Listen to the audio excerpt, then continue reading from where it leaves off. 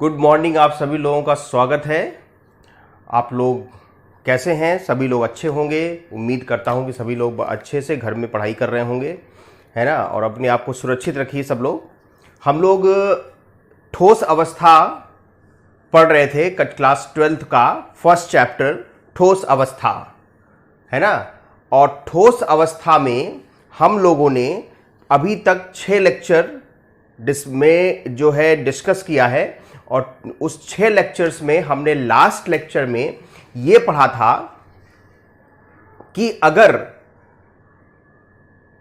Close packing बनानी हो, मतलब कि हमने आपको बताया था कि जो अवयवी कण हैं, ठोस के अवयवी कण, क्रिस्टलीय ठोस के अवयवी कणों को अगर निविड संकुल में व्यवस्थित करना हो, निविड संकुलन करना हो, है ना, मतलब कि क्लोज पैकिंग बनानी हो, तो हम अवयवी कणों को ठोस गोलकों के रूप में निरूपित करते हैं। ठोस गोलकों के रूप में निरूपित करते हैं। तो हमने पहले एक विमीय निविड संकुलन बनाया था, फिर द्विविमीय निविड संकुलन बनाया। एक विमीय में हमने क्या किया था? हमने गोलकों को एक पंक्ति में व्यवस्थित किया था, जिसमें उसकी समन्वय संख्या जो थी वो 2 थी। फिर जब हमने द्विविमीय बनाया, द्विविमीय संरचना बनाई, तो द्विविमीय में पंक्ति के सामने दूसरी पंक्ति, फिर तीसरी पंक्ति, फिर चौथी पंक्ति, तो एक लेयर संरचना, एक परत संरचना हमने बनाई। तो परत संरचना में हमारे पास 2 तरह की व्यवस्थाएं हमको प्राप्त हुई थी। एक द्विविमीय वर्ग निविड संकुलन और दूसरा द्विविमीय षटकोणीय निविड संकुलन, हेक्सागोनल क्लोज पैकिंग और square close packing. Hexagonal close packing में जो समन्वय संख्या थी वो 6 थी, और स्क्वायर क्लोज पैकिंग में जो समन्वय संख्या थी, कोऑर्डिनेशन नंबर था, वो था 4। इसके बाद हमने त्रिविमीय संरचना बनाई। तो त्रिविमीय में हमने जब वर्ग निविड संकुलन से, द्विविमीय वर्ग निविड संकुलन से त्रिविमीय संकुलन प्राप्त किया, तो हमको सरल घन लैटिस मिला, सरल घन जालक जैसी संरचनाएं मिली, सिंपल क्यूबिक यूनिट सेल मिला। उसके बाद जब हमने हेक्सागोनल क्लोज पैकिंग से हमने बनाना शुरू किया, तो हमने देखा कि पहली परत में कुछ गड्ढे हमको दिखाई देते थे जो 3 गोलकों से घिरे होते थे। इन गड्ढों को हम त्रिकोणीय रिक्तियां कहते थे। इन त्रिकोणीय रिक्तियों के ऊपर जब दूसरी परत व्यवस्थित की गई, तो फिर पुनः 2 प्रकार की रिक्तियां प्राप्त हुई। एक को कहते थे चतुष्फलकीय रिक्तियां और एक को कहते थे अष्टफलकीय रिक्तियां। चतुष्फलकीय और अष्टफलकीय रिक्तियां किसी निविड संकुलन में कितनी होंगी, यह हमने बताया था। निविड संकुलन में परमाणुओं की संख्या जितनी होगी, उतने ही अष्टफलकीय रिक्तियां होंगी, और जितने अष्टफलकीय रिक्तियां होंगी, उनकी 2 गुनी चतुष्फलकीय रिक्तियां होंगी।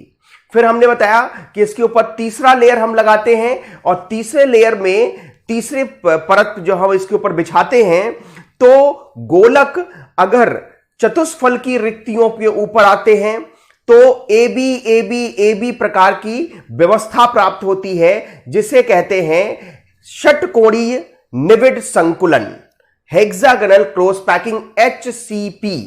और दूसरी, अगर अष्टफल की रिक्तियों को के ऊपर तीसरी सतह को व्यवस्थित करते हैं, तो हमें जो है वो क्यूबिक क्लोज पैकिंग, क्यूबिक घनीय निविड संकुलन प्राप्त होता है त्रिविमीय संरचना में। तो इसे कहते हैं CCP। तो इतना हमने पिछली क्लासेस में डिस्कस कर लिया है। आज हम इसी को आगे बढ़ाएंगे। यह समझेंगे कि जो CCP अरेंजमेंट है और जो HCP अरेंजमेंट है, उनकी अरेंजमेंट वास्तविकता में कैसे होते हैं, और इनकी समन्वय संख्याएं कितनी होती हैं, इनका Z इफेक्टिव का मान क्या होता है। ठीक है। उसके बाद हम चर्चा करेंगे रिक्तियों के बारे में, कि रिक्तियों को किसी यूनिट सेल में कहां पर रखे जाएं, रिक्तियां कहां कहां पर हो सकती हैं, है ना। और उससे हम फॉर्मूला बनाना सीखेंगे। तो आज की क्लास में हमें ये 3 चीजें डिस्कस करनी है ना। पहले CCP, HCP में समन्वय संख्या, Z इफेक्टिव और इनका अरेंजमेंट समझें। देखिए CCP और HCP निविड संकुलन की समन्वय संख्या कोऑर्डिनेशन नंबर क्या होगा, ध्यान से समझिएगा। हमने आपको बताया था, जब हमने 2 डायमेंशनल बनाया था, द्विविमीय निविड संकुलन बनाया था, तो द्विविमीय जो हेक्सागोनल निविड संकुलन हमने प्राप्त किया था, उसमें ही हमने समझ लिया था कि एक गोलक को उसके आसपास के 6 गोलक घेरते हैं, उसकी समन्वय संख्या 6 थी। लेकिन जब त्रिविमीय बनाया तो उस गोलक के ऊपर दूसरी परत में 3 गोलक आते हैं। अपनी परत में तो वो 6 गोलकों से घिरा है, लेकिन दूसरी परत में वो 3 गोलकों से घिरा होता है। और उसके नीचे का अगर व्यवस्था समझें तो जब ऊपर 3 गोलकों से घिरा है तो नीचे भी 3 गोलकों से घिरा होगा।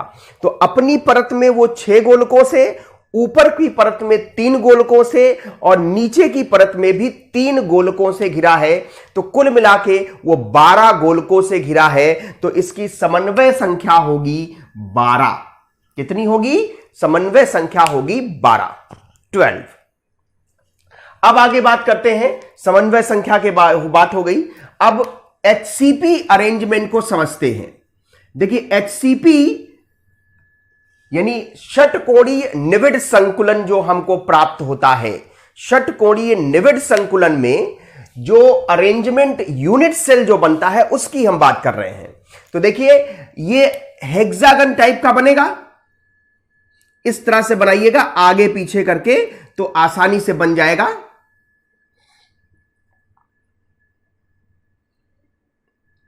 HCP व्यवस्था को समझने का प्रयास कर रहे हैं।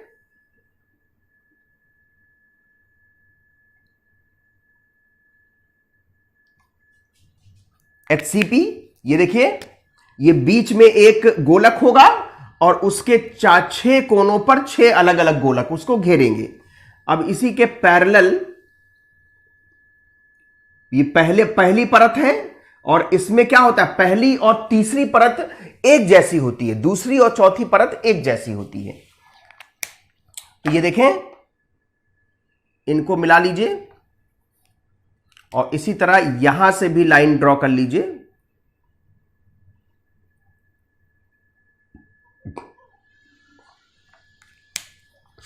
ये हम सिर्फ इसलिए बता रहे हैं आपको कि आसानी से आप संरचना बना लें।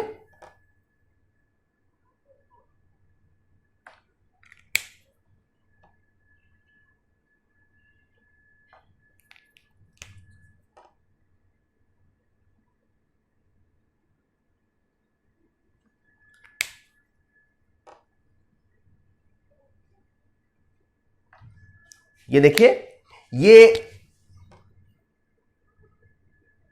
पहली परत है, पहली परत, और ये वाली भी है ना, पहली परत ही है।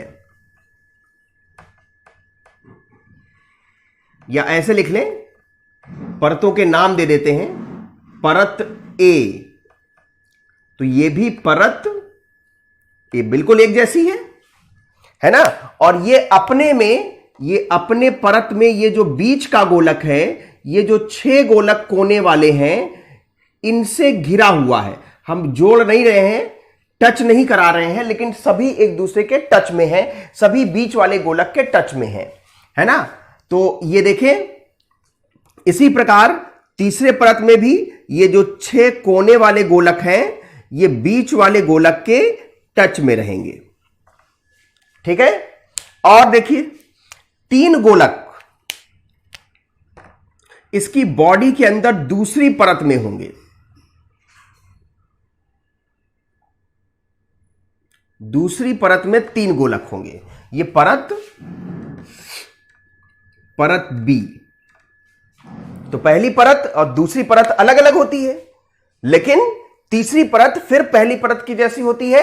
और इसके बाद देखिए, ये देखिए बीच का गोलक है अपनी परत में 6 गोलकों से घिरा है, अपने नीचे की परत में 3 गोलकों से घिरा है, तो अपने ऊपर की परत में भी 3 गोलकों से घिरा होगा ना।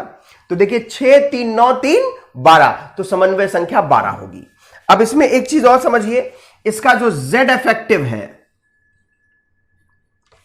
देखिए जब घन यूनिट सेल होता है, घन यूनिट सेल होता है, तो घन यूनिट सेल में जो कोने का अवयवी कण है, कोने का गोलक है, वो 8 यूनिट सेलों में साझा होता है।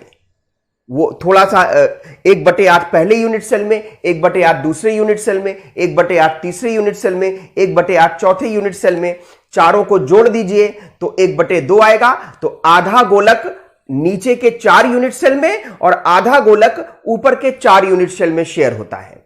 लेकिन यह हेक्सागन षटकोणीय यूनिट सेल है, इसके कोने का अब जो गोलक है वो 1/8 कंट्रीब्यूट नहीं करेगा, 1/8 भाग प्रदान नहीं करेगा, बल्कि 1/6 भाग प्रदान करेगा, क्योंकि ये 6 यूनिट सेलों में साझा होगा। देखिए एक यूनिट सेल ये हो गया, इस वाली भुजा के पैरेलल 1 यूनिट सेल और इस वाली भुजा के पैरेलल 1 यूनिट सेल, तो 3 यूनिट सेल नीचे और 3 यूनिट सेल ऊपर, तो 6 यूनिट सेलों में ये साझा होंगे कोने के गोलक। कोने पे कितने गोलक हैं? 1 2 3 4 5 6 7 8 9 10 11 12 गोलक हैं।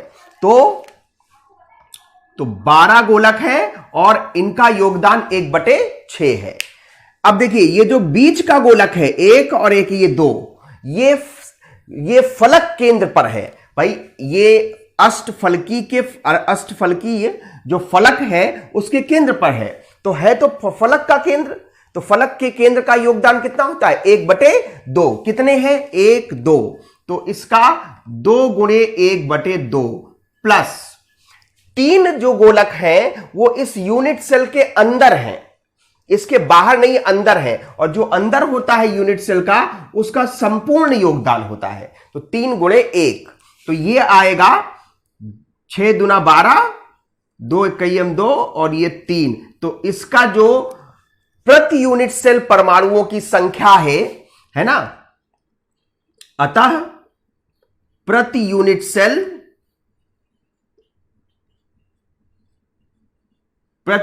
सेल परमाणुओं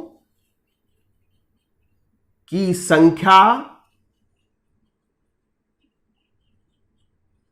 बराबर 6 परमाणु प्रति यूनिट सेल होंगे इस HCP यूनिट सेल में। बहुत अच्छे समझ लीजिए और इसको नोट कर लीजिए। तो CCP वाला भी बताता हूं मैं।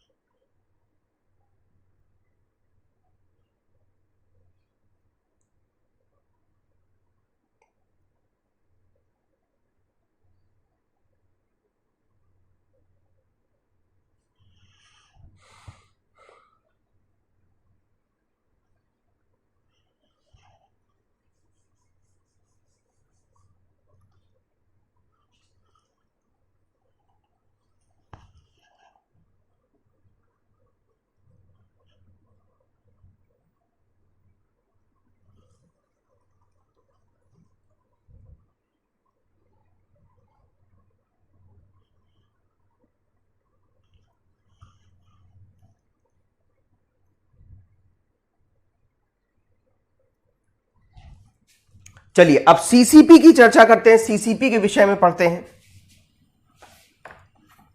समन्वय संख्या सीसीपी का भी 12 ही होता है ना, लेकिन जो सीसीपी निविड संकुल प्राप्त होता है, यानी कि घनीय निविड संकुलन जो प्राप्त होता है, भाई घनीय निविड संकुलन प्राप्त हुआ था, एबीसी अरेंजमेंट, घनीय निविड संकुलन, और दूसरा प्राप्त हुआ था षटकोणीय निविड संकुलन HCP। तो HCP तो हमने पढ़ लिया है ना। अब CCP की बात कर लेते हैं।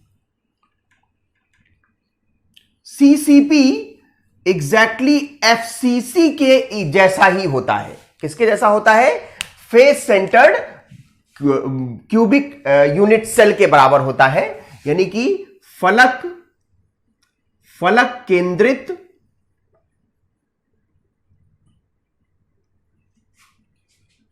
यूनिट, फलक केंद्रित घन यूनिट सेल, घन यूनिट सेल के जैसा होता है। फलक केंद्रित घन यूनिट सेल के जैसा होता है।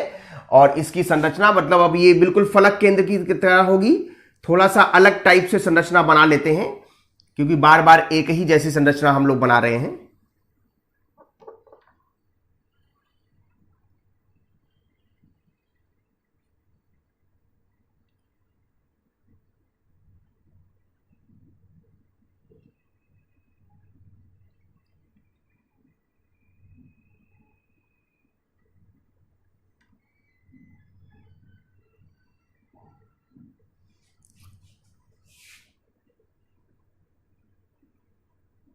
अब भी सोच रहे होंगे कि एक ही बार बार एक ही जैसे संरचना बना रहे हैं, थोड़ा अलग बना लीजिए।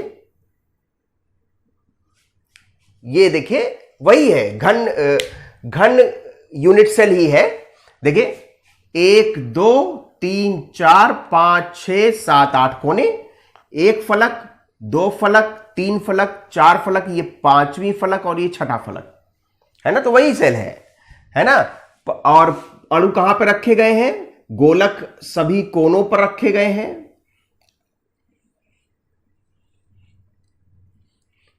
एफसीसी जैसा ही है, तो सभी कोनों पर गोलक होंगे और सभी फलक के केंद्रों पर होंगे। ये फलक इसका केंद्र, ये फलक इसका केंद्र, ये फलक इसका केंद्र, ये वाली फलक इसका केंद्र। ये देखिए सामने का फलक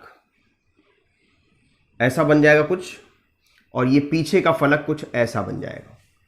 तो ये फलक केंद्रित जैसे होते हैं, बिल्कुल क्यूबिक है, तो कोई समस्या की बात नहीं है। इनका जो Z इफेक्टिव होता है वो 8 × 1/8, कोने पे 8 है। घन यूनिट सेल है तो कोने का जो पार्टिकल होता है उसका जो योगदान होता है एक यूनिट सेल में वो 1/8 होता है।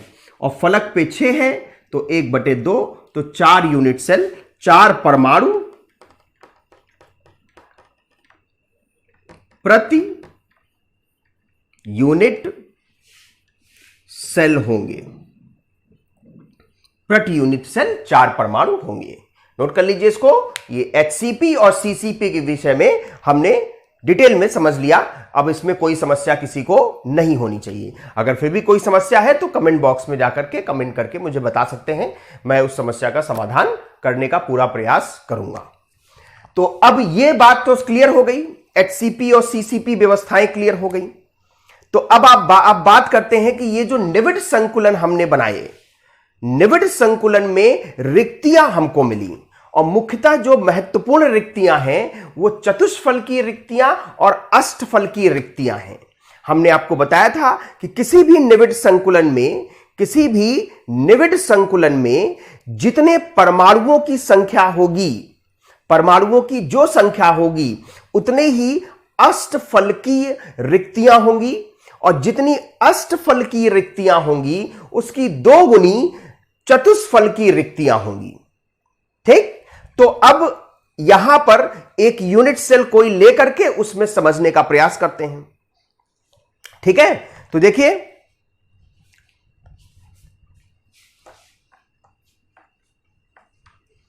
रिक्तियों की स्थितियां, रिक्तियों की स्थितियां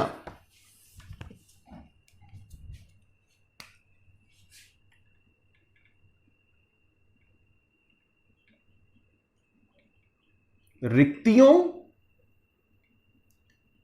की स्थिति, location of void, location of voids. जैसे मान लीजिए, माना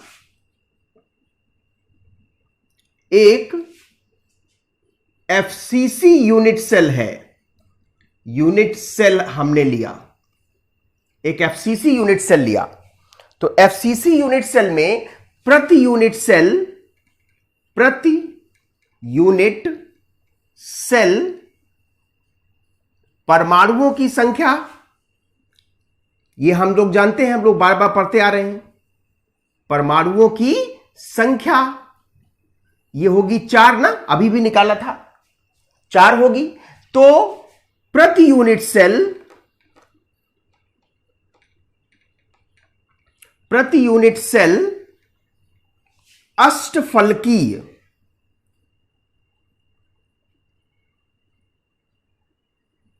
अष्टफलकीय रिक्तियों की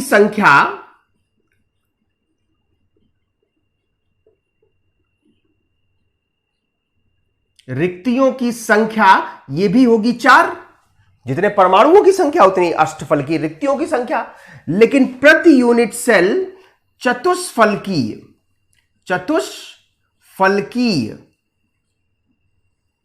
रिक्तियों की संख्या ये इसकी 2 गुनी होगी, मतलब 8। अब आप ऐसा कहां पर रखें? देखिए, अगर आपने एफसीसी यूनिट सेल लिया है तो एफसीसी यूनिट सेल पे कोने पे परमाणु उपस्थित है, फलक के केंद्र पर परमाणु उपस्थित है, तो रिक्तियों को कहां रखें?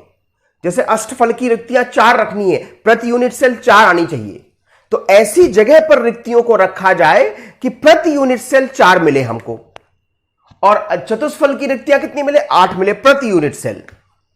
तो आप देखिए पहले कौन सी जगह खाली है।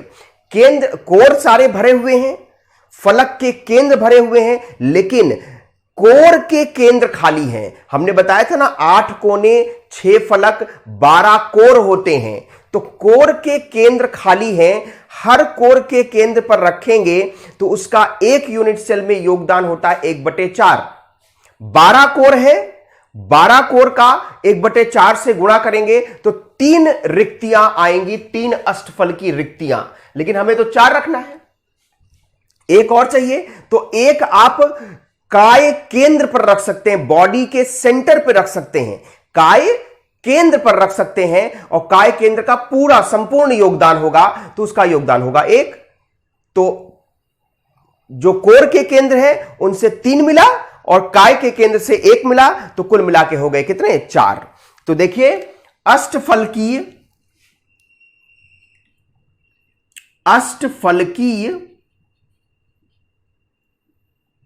रिक्तियां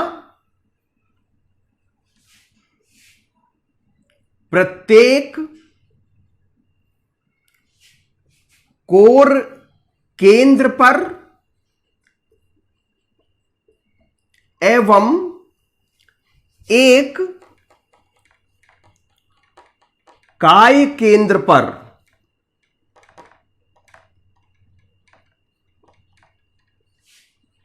उपस्थित होंगी। ये तो हो गया अष्टफल की रिक्तियों के बारे में। अब कोने भरे हुए थे, फलक के केंद्र भरे हुए थे, अब कोर के केंद्र और काय के केंद्र और वहां रिक्तियों से भर दिया हमने। तो अब अष्टफल की रिक्तियों को, चतुष्फल की रिक्तियों को कहां रखा जाए? चतुष्फल की रिक्तियों को रखने के लिए जगह है हमारे पास।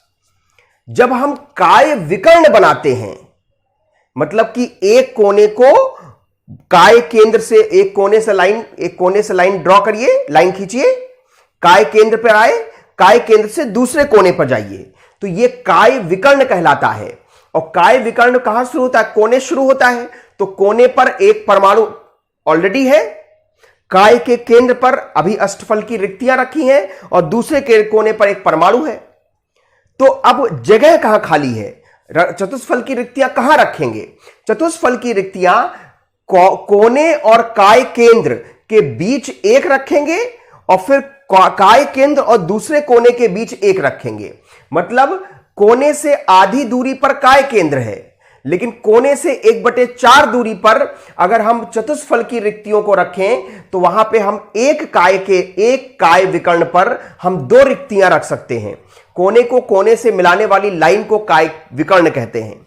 काय विकर्ण काय केंद्र से होके जाती है और एक काय केंद्र पर 2 चतुष्फल की रिक्तियां रखेंगे तो इस तरह के 4 काय केंद्र बनेंगे। उन पे कुल मिलाकर 8 चतुष्फल की रिक्तियां रखेंगे और ये यूनिट सेल के अंदर आ जाएंगी, तो इनका पूरा का पूरा योगदान होगा और 8 का 8 मिल जाएगा। ठीक है, तो चतुष्फल की रिक्तियां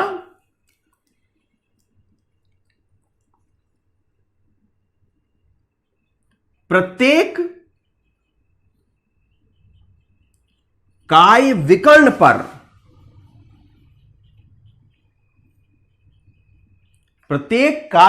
पर कोने से 1/4 दूरी पर दो चतुष्फलकीय रिक्तियों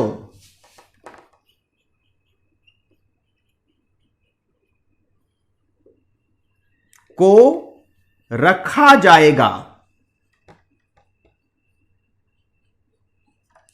चतुष्फलकीय रिक्तियों को रखा जाएगा प्रत्येक काय विकर्ण पर दो चतुष्फलकीय। तो चाहे काय विकर्ण बनेंगे तो हम रख सकते हैं 8 चतुष्फल की रिक्तियां। तो चतुष्फल की रिक्तियां 8 प्राप्त हो गई और अष्टफल की रिक्तियां हमें 4 प्राप्त हो गई। पहले इसको नोट करिए, तो मैं बना के भी दिखाता हूं।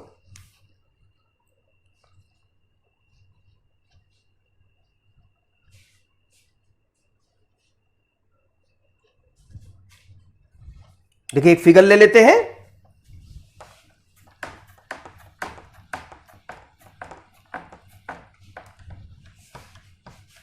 अष्टफल की रिक्तियों को बना देते हैं और चतुष्फल की रिक्तियों को भी बना के दिखा देते हैं।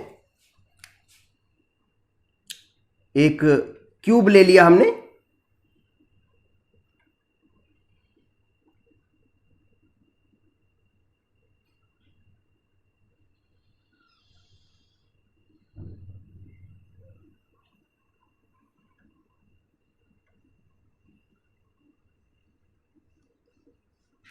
परमाणुओं को नहीं दिखाएंगे, अष्टफल की रिक्तियों को दिखाएंगे। तो अष्टफल की रिक्तियां हर कोर के केंद्र पर होंगी। ये 4 दिख रही हैं, ये 5, ये 6, ये 7, ये 8, ये 9, ये 10, ये 11, ये 12 कोर के केंद्र पर, और एक जो है वो काय के केंद्र पर होगी। ठीक, तो अष्टफलकीय रिक्तियों की स्थिति, अष्टफलकीय रिक्तियों की स्थिति। दूसरा बना लेते हैं जिसमें चतुष्फल की रिक्तियों को भी दिखा देते हैं।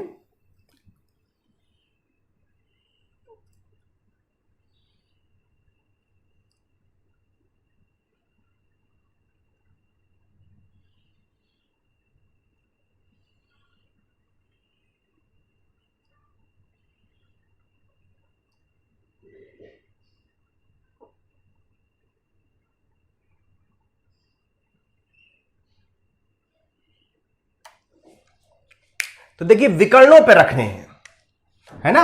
जैसे ये देखिए, ये सामने का कोना है और ये पीछे का कोना है, तो इस कोने को मिलाइए, ये एक विकर्ण बन गया। ये सामने का कोना पीछे का कोना है और ये सामने का कोना है, इनको मिलाइए, ये दूसरा विकर्ण बन के तैयार हो गया। ये पीछे का कोना है और ये सामने का कोना है, इनको मिलाइए, ये तीसरा विकर्ण बन के तैयार हो गया। और इसी तरह से ये चौथा विकर्ण भी बन के तैयार हो गया। तो हर विकर्ण पे दो दो रिक्तियां आपको रखनी है चतुष्फल की, दो दो रिक्तियां कोने से 1/4 दूरी पर। तो ये 8 है ना। तो ये चतुष्फल की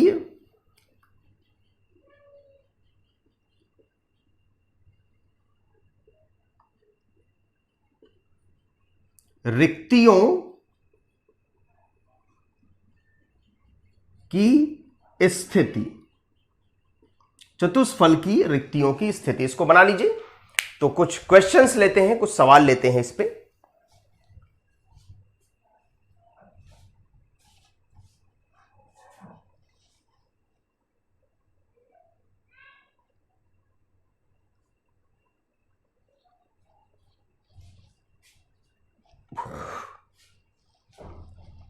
देखिए कुछ क्वेश्चंस लेते हैं इस टॉपिक पे।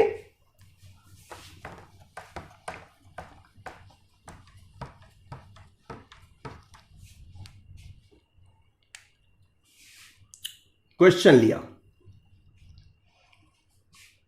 एक क्रिस्टलीय ठोस, एक क्रिस्टलीय ठोस दो तत्वों X और Y से बना है।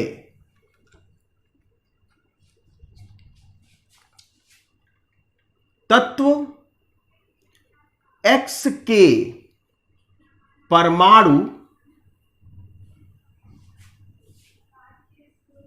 CCP संरचना में व्यवस्थित हैं। CCP संरचना में व्यवस्थित है, जबकि तत्व Y के परमाणु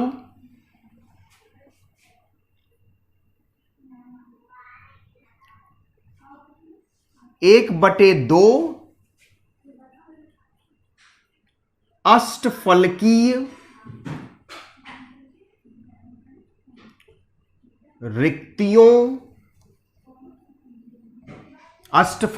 रिक्तियों एवं एक बटे चार चतुष्फलकीय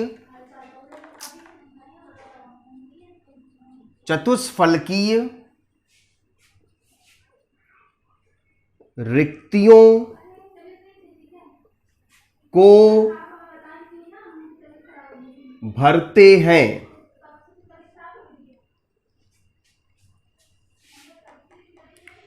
तो ठोस का मूलानुपाती सूत्र ज्ञात कीजिए। ठोस का मूलानुपाती सूत्र ज्ञात कीजिए। क्वेश्चन नोट करिए पहले।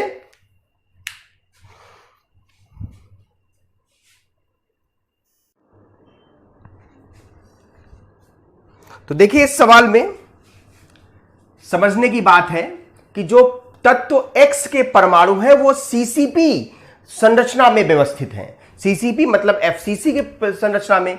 तो इसका मतलब कि X के परमाणु घन के कोनों एवं फलक केंद्रों पर उपस्थित हैं। फलक केंद्रों पर उपस्थित हैं। तो X के परमाणुओं की संख्या, X के परमाणुओं की संख्या तो 8 कोने हैं, योगदान 1/8 और 6 फलक के केंद्र हैं, योगदान 1/2। तो ये 4 आएगा FCC में जैसा होता है। X के 4 परमाणु। Y के परमाणु कहां पर हैं? देखिए अष्टफल की रिक्तियां होंगी 4 और चतुष्फल की रिक्तियां होंगी 8, है ना। तो Y के परमाणुओं की संख्या, तो ये देखें अष्टफल की रिक्तियां पहले आधे अष्टफल की रिक्तियों में है, तो अष्टफल की रिक्तियां 4 हैं हमारे पास, लेकिन सभी में नहीं है, केवल आधी अष्टफल की रिक्तियों में है। तो 1/2 और प्लस चतुष्फल की रिक्तियां 8 हैं, तो 8 में नहीं है बल्कि उसके 1/4 में है। तो ये आएगा 2 और ये आएगा 2, तो ये भी आएगा 4। तो सूत्र जो होगा वो होगा A4 B4 या AB, A4 B4 या AB। समझ में आ गया बात? नोट कर लीजिए इसको।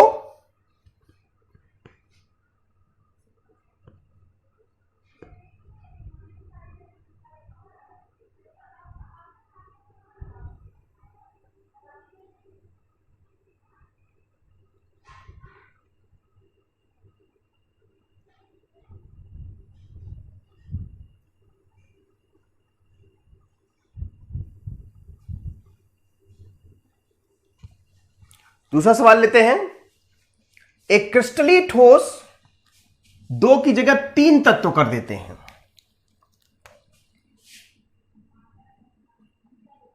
तीन तत्वों X, Y और Z, X, Y और Z से बना है। तत्व X के परमाणु मान लीजिए, चलिए सीसीपी व्यवस्था में हमने व्यवस्थित कर दिए। सीसीपी की जगह अगर आप चाहे तो FCC भी लिख सकते हैं, FCC संरचना में व्यवस्थित है। जबकि तत्व Y के परमाणु 2/3 अष्टफल की रिक्तियों 2/3 अष्टफल की रिक्तियों को तथा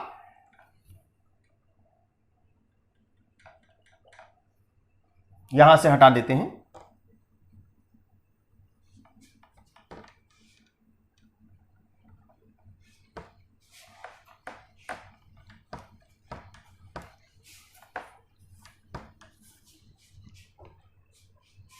तथा Z के परमाणु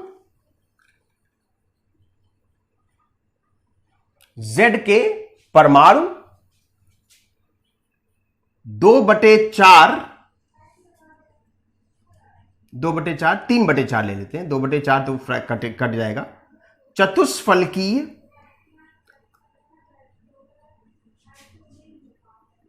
एवं शेष अष्टफलकीय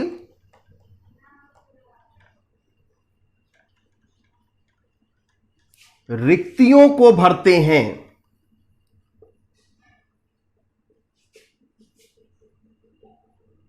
तो ठोस का सूत्र ज्ञात कीजिए।